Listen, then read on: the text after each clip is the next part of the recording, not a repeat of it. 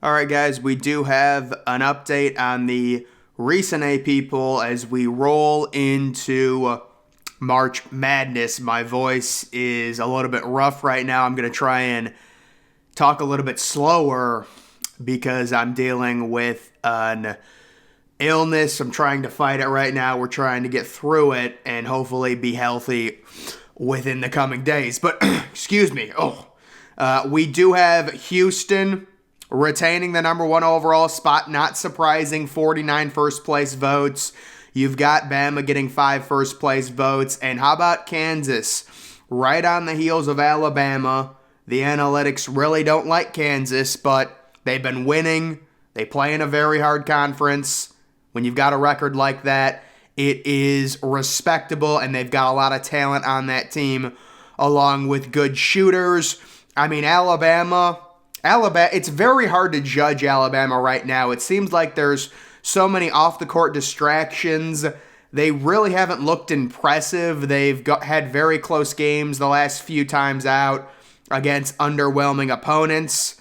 And, I mean, they still received 5 first-place votes. They're still top 2 in basically every analytical grading system behind Houston. Houston's virtually the consensus number 1. Of course, the knock on Houston is very, very bad schedule. They've had 2 games throughout the entire year against teams inside the top 25 analytically. Then you've got UCLA with a massive points lead over Purdue, almost 200 total points. That's the big thing to look at there when you're talking about that 4th and final number 1 seed. Obviously, the AP poll cannot predict it. But, that is a thing where if you're Purdue, that's a little worrisome right there. And if UCLA ends up winning the Pac-12, Purdue would have to win the Big Ten to have any chance. If you're Purdue, you're hoping minimum you make the Big Ten championship game and Arizona beats UCLA in the Pac-12 championship, or they both lose somehow. But the Pac-12 is so weak, I'm guessing either Arizona or UCLA are going to win that tournament. And then you have Marquette, who is just crazy right now, up to number 6 in the country. Extremely efficient offense. Baylor at number 7. They're up 2 spots. Arizona, they had that crippling loss to Arizona State. It's going to be very hard for Arizona, you would think, to carry a number 1 seed after losing to Arizona State like that. But if they win the Pac-12, they still have a chance. They still do have a chance because the Big East is a mosh pit. Marquette could very easily lose. Baylor could very easily lose in the Big 12, and you would have Arizona jumping a few different teams to get up to that 4th and final number 1 seed. Texas at number 9, they're down 1 spot. And then Gonzaga, who's just been crazy on offense, up to number 10. Next, you have Kansas State at number 11. So right now, guys, in my expert opinion, this is setting up for Kansas State to be a 2 or a 3 seed.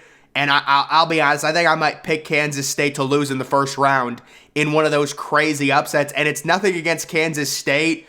It's just when you look at the analytics, it is crazy. I mean, there are analytical systems that think Kansas is, outside of the top 25, and I'm seeing them as a 2 seed in some of these things.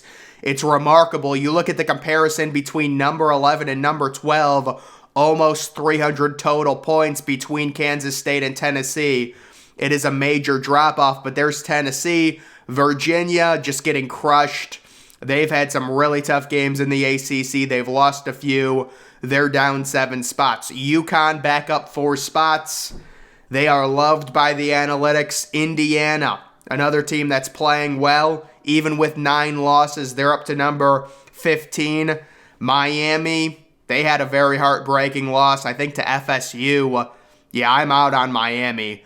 St. Mary's at number 17. They lost to Gonzaga, and Gonzaga really did control that game. I still do like St. Mary's, but we'll see. San Diego State up to number 18. They're just not good enough offensively.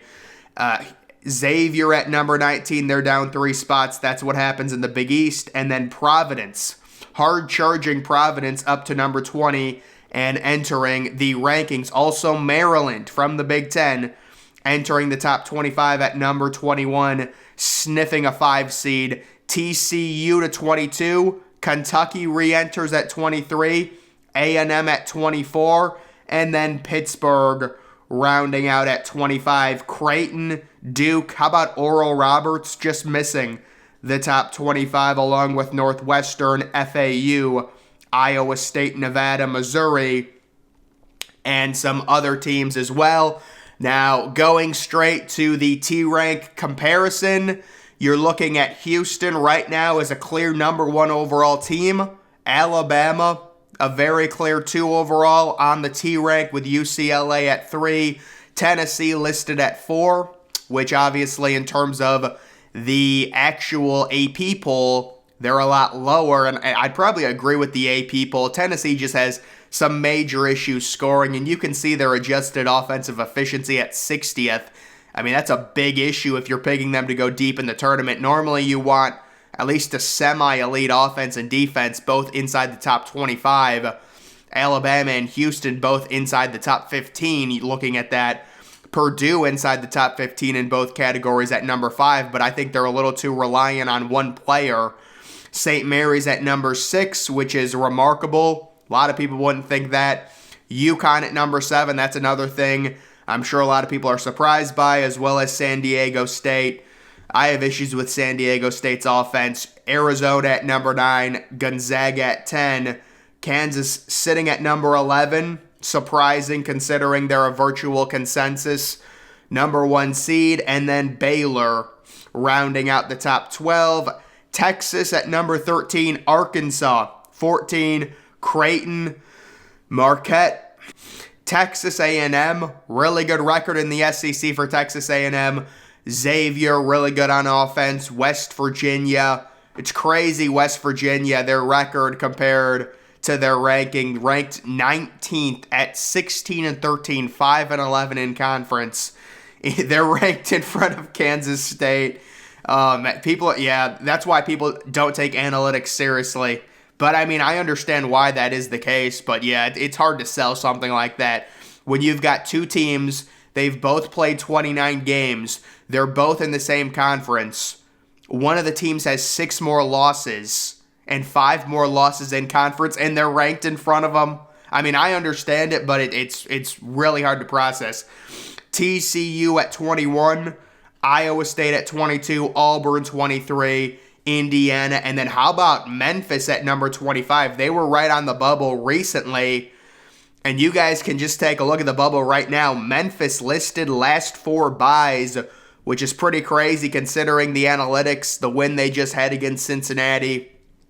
Same thing with Pittsburgh, who is now an AP top 25 team. They're on the bubble, but they are well in the tournament the last 4 byes, along with Nevada and then West Virginia. It's a tough record at 16-13, but the analytics love them. That's helping them out. Last 4 in, these would be the teams that have to play in the first 4.